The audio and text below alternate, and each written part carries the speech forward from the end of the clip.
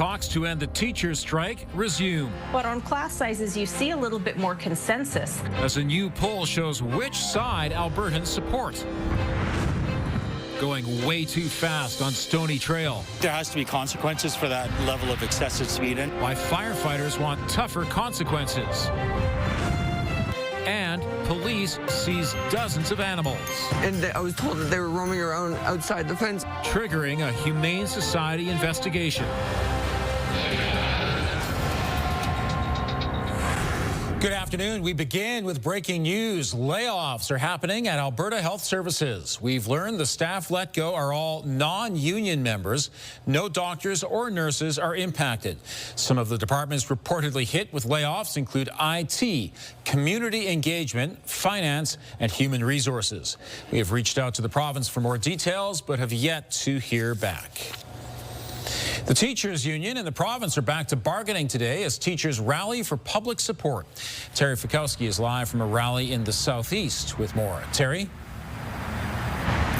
Ian, teachers who are dressed in red are having themselves visible on overpasses in the city of Calgary, across the city, including the one here on McLeod Trail between the Anderson LRT station and South Centre Mall. They want to make sure that their presence is known during the teacher strike, since they will not be on the picket line. And this show of support, getting honks from traffic going by, is one of many that were held across the province today, with a number of different showings on day 6 of the strike. Another was held out in Chestermere. Now, neither the province nor the Alberta Teachers Association are sharing details on the new proposal after the last one was overwhelmingly rejected by teachers last month. A new survey from the Angus Reid Institute is showing public sentiment on the strike. The data indicates 3 in 5 Albertans, or 58%, sympathize with teachers, which is almost triple the number who side with the government. When asked how the government has handled public education under Danielle Smith's leadership, 61% said the UCP has done a poor job, though people's political leanings also appear to play a factor. Really strong divisions politically on some of those issues. You know, on the issue of teacher compensation, past NDP voters far more likely to not feel that teachers are paid enough as it is. UCP voters have a different perspective on that. But on class sizes, you see a little bit more consensus, where there is more broad agreement that class sizes are too big.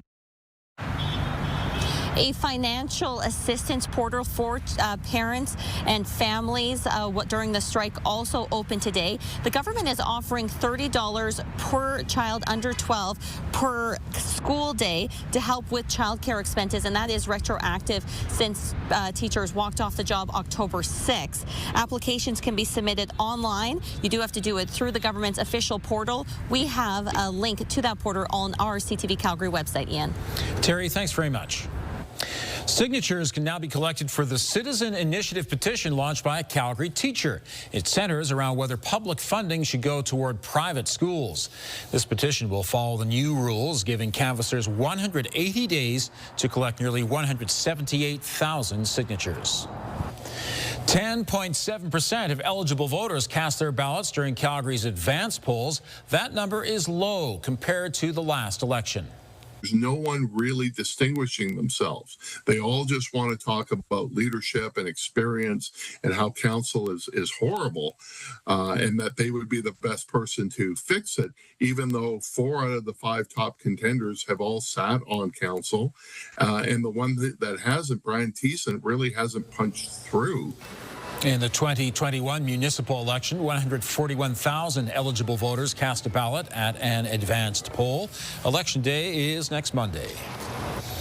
It hasn't even been fully open for 2 years, but a group of Calgary firefighters and politicians are extremely worried about Stony Trail and excessive speed along the freeway. Tim Brook joins us live tonight with details. And Tim, that group says most Calgarians probably know exactly what they're talking about.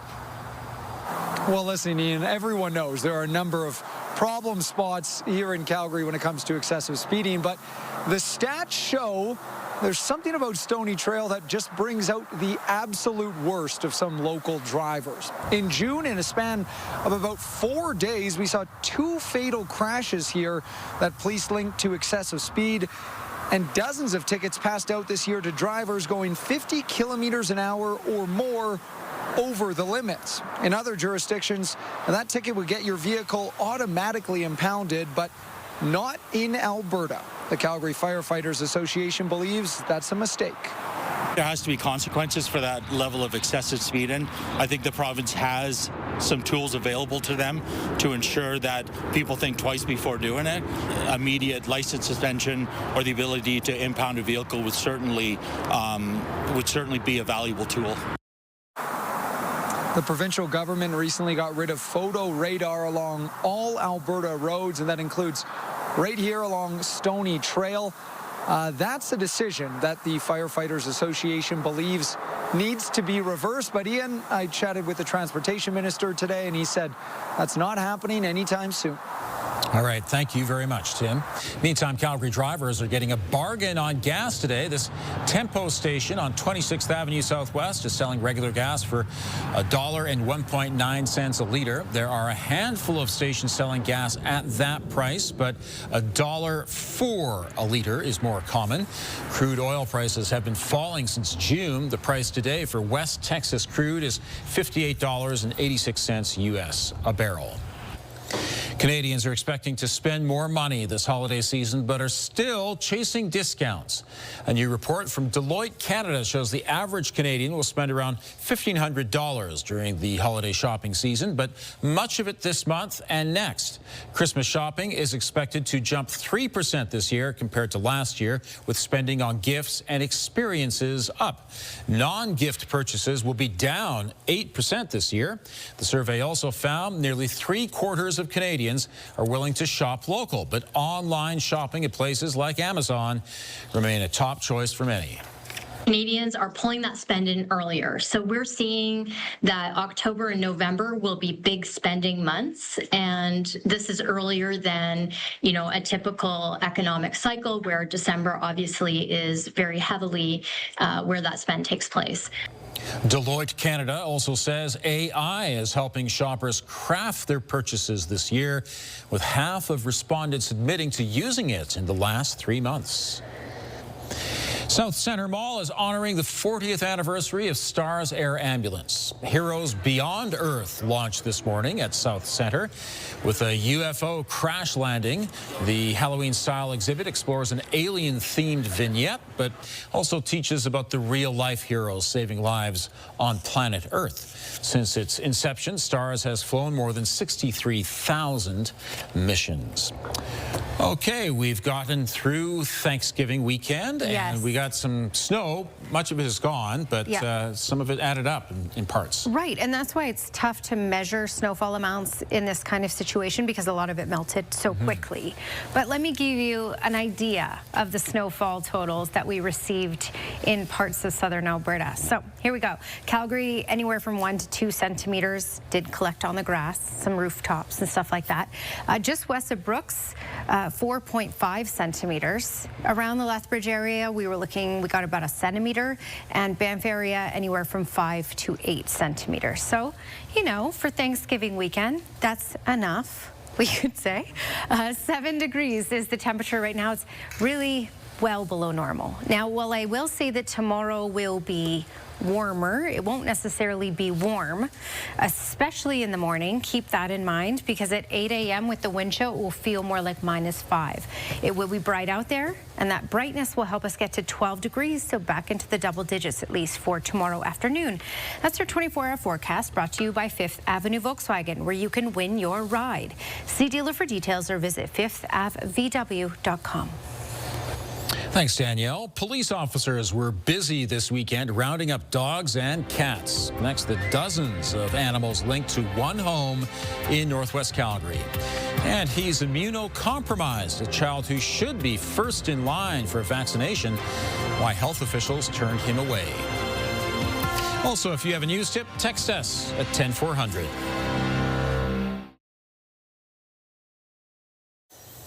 The owner of dozens of dogs and cats seized from a Northwest home over the weekend is speaking out. On Sunday, Calgary police responded to a call of more than 24 puppies running around the Banff Trail community. Police ended up seizing 32 puppies, 4 dogs, and 6 cats. The owner says she was given a notice by CPS stating the pets were not provided with adequate care. She also tells CTV she did try to sell the puppies at one point and added she loved and cared for all her animals. And I was told that they were roaming around outside the fence. Like, okay, I can understand why they got taken for that, but like, they didn't need to take all of them. Like, they're not even living in a bad environment. The pets will be at the Calgary Humane Society by the end of the day. The Humane Society is investigating the matter. 4 people have been charged after 60,000 opium poppy plants were found growing in an Edmonton field. The field was behind a home on the northeast edge of the city. Investigators say there's evidence the poppies were being turned into a pain-relieving tea powder and being sold illegally. There's no indication they were being used to make morphine or heroin. Police say the plants have now been destroyed. This is the second largest opium poppy bust in Canadian history. The largest happened in 2010 in Chilliwack, BC. Okay, you had a very interesting phrase earlier, wind chill. I haven't heard that for a few months. Yeah, it just rolls off the tongue, doesn't it? Yeah, no. Wind chill for tomorrow morning, -5 at around 8 a.m. So, how do I say this? We will have warmer temperatures than what we had today for basically the next 10 days. But it's not going to be very warm at all. So we have to get used to the cooler mornings and the more average days, daytime highs. Okay, 7 degrees, the high in Calgary for today, so that's below normal. 12 is what's normal for this time of year. And we'll get closer to that tomorrow. In fact, we should be right at that mark. Lethbridge just got to 4. It's 6 right now in Medicine Hat and Brooks, and Milk River is sitting at 4, Pincher Creek at 2. So all well below normal at this point.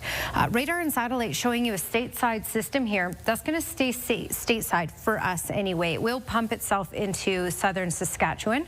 We'll get some cloud cover. We already have that from this today in parts of the far south, Lethbridge over to Medicine Hat, and the far southeast corner up to Medicine Hat has the chance of showers from this tomorrow, but it's not going to make its way into Calgary. But let's talk longer term temperatures here, and you can see that we're not really looking at any sort of ridge of high pressure that we're used to getting to bump up our temperatures. We're really going to stay on the cool side, normal or just below normal for the most part for the next 10 days. And then by Friday, a cold front is going to swipe through, spark up a couple showers, and even bring in a cooler air mass for Friday and Saturday. I'll show you that in the longer range in just a moment, but first just conditions and what this means. So there's that stateside system. Again, it's not really going to impact us in Alberta very much. It's more of a Saskatchewan issue, as you can see here. For Calgary, there may be some clouds in the sky at times tomorrow, but mainly sunny day. And then there you go. There's that cold front that's going to push through Friday morning. It may spark up a couple showers really early in the morning in Calgary, and then it'll intensify a little bit and with rainfall in the far south later in the morning on Friday, and bring in a cooler air mass.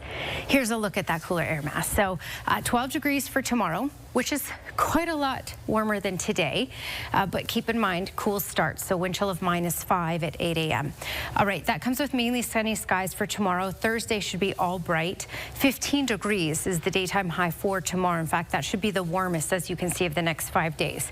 10 degrees for Friday, because we're going to start cooling throughout the day as that cold front swipes through. It may spark up a few showers early in the morning, certainly some cloud cover from this. And then just 9 on Saturday, but we'll start to get back into the double digits on Sunday. Just to show you that 10-day trend to give you an idea, we should be, for the most part, most days out of these next 10 at normal, which is 12 or below. The only couple of days that you can look at getting warmer temperatures than that is this coming Thursday and next Thursday, when we should get just about into the teens.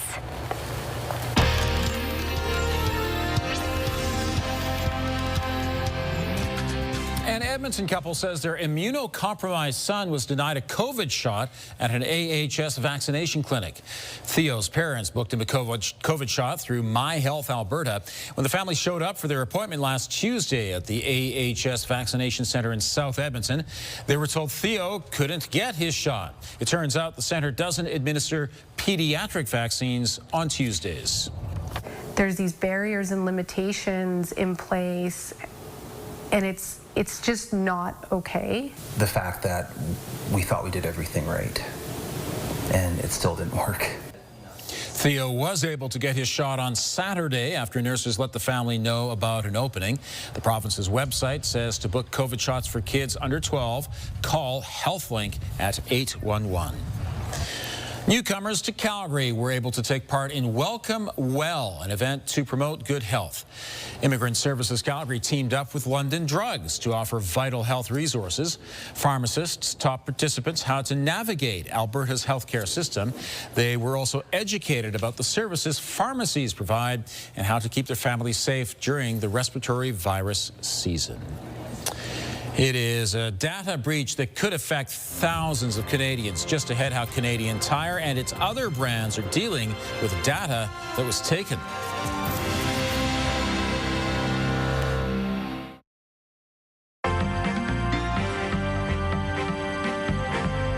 Banks in the U.S. are still making impressive profits. Joining me is Liana Wachniak, investment advisor with the Popwich-Kermally Advisory Group. And Liana, U.S. bank reporting starts with some strong earnings.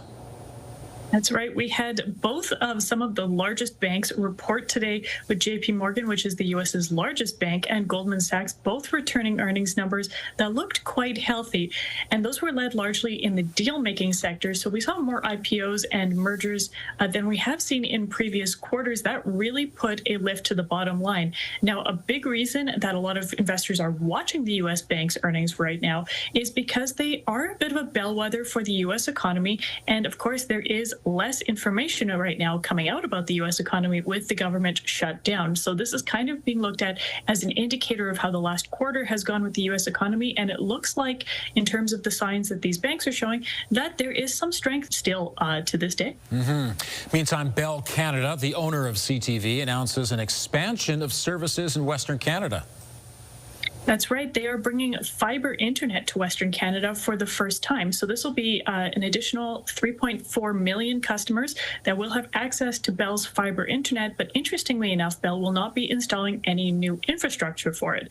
They'll be using the TELUS network. Now, TELUS has previously used other networks to expand east into Eastern Canada, into Ontario and Quebec in particular. This looks like Bell is coming west. So there'll be definitely different providers, more options out there, but not any more infrastructure. So an interesting way of going about it. We'll see what that does to their bottom line. Liana, thanks very much. Thank you. Canadian Tire says some customer information was involved in a recent data breach. The breached information belongs to shoppers who had an e-commerce account with Canadian Tire or its other banners, including Sport Chek, Marks, and Party City. The data included names, email addresses, and in some cases, incomplete credit card numbers. The vulnerability was first identified on October 2nd. The company says it's working with experts to enhance its security. Alberta Agriculture Minister R.J. Sigurdsson is headed to Mexico today for an agricultural conference. Sigurdsson's office says it's a chance for Canada, the U.S., and Mexico to strengthen and expand trade. The U.S. is Alberta's top export market for agriculture and agri-food products, while Mexico is the fourth largest market. Alberta's agricultural exports were valued at $17.5 billion in 2024. And Alberta's affordability and utilities minister is going to Montana this week. Nathan Neudorf will meet with government officials and industry leaders to discuss ways to enhance grid reliability. Neudorf says it's part of Alberta's ongoing effort to show our province is an affordable and reliable source for power. Neudorf will also attend the Big Sky Bright Future Economic Summits. Layoffs at Alberta Health Services. Here's Tara Nelson with a look ahead to CTV News at 6. Hi, Ian. We've learned the staff let go today are all non-union members. We are still working to confirm how many positions were eliminated and in which departments. We've also asked the province about the reasons for the job losses. You can join us at 6 for some of the answers. Also ahead, excessive speed on Stony Trail. Firefighters and some local politicians suggest that vehicles should be automatically impounded for the worst offenders. But Alberta's transportation minister doesn't agree. You'll hear why coming up at 6. Ian. Thank you, Tara. An Indigenous singer from Alberta is getting plenty of attention after her performance this weekend with Shawn Mendes.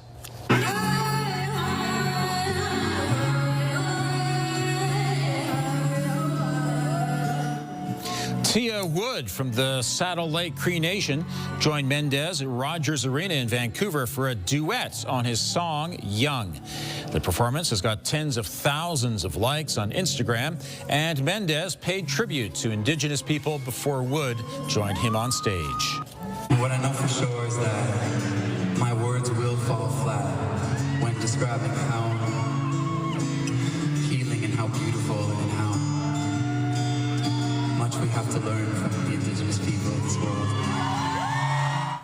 Wood has performed before at Rogers Arena in March for the Juno Awards.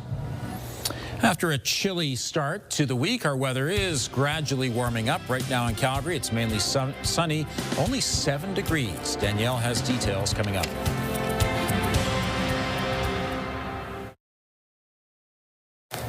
You know, some of us might need a little exercise outside to work off the extra pounds we've gained over the weekend. Because if, you had some willpower with all the dinner stuff, you probably didn't with the pie. Zero. Zero willpower when it comes to food. Stretchy dress today, yes.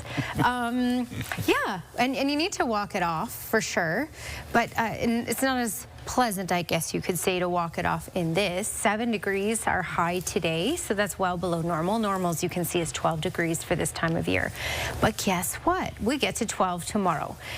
Mind you, it'll be a cool start to the day with the wind chill at 8 a.m. It will feel more like about -5. So chilly start.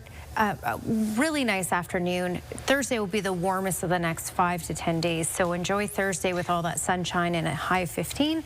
And then things get a little cloudy for Friday, small chance of showers and a high of 10. Thanks, Danielle. Calgarians came together to help the city's most vulnerable over the Thanksgiving long weekend. Organizers of the Community Thanksgiving Turkey Giveaway handed out turkeys to those who otherwise couldn't afford one. Over 150 people applied this year to pick up a bird, boxes of stuffing, and gravy. The drop-in center also hosted 2 Thanksgiving dinners. I think it's important to remember those that may be disconnected from their family right now, or have lost touch with their support groups or their natural supports. And it's a simple thing, but it's a really meaningful thing to provide good, healthy, comforting food. Attendees enjoyed fish and chips on Sunday and a full sit-down Thanksgiving dinner on Monday, including pumpkin pie. Thanks for joining us. Now here's the early edition of the CTV National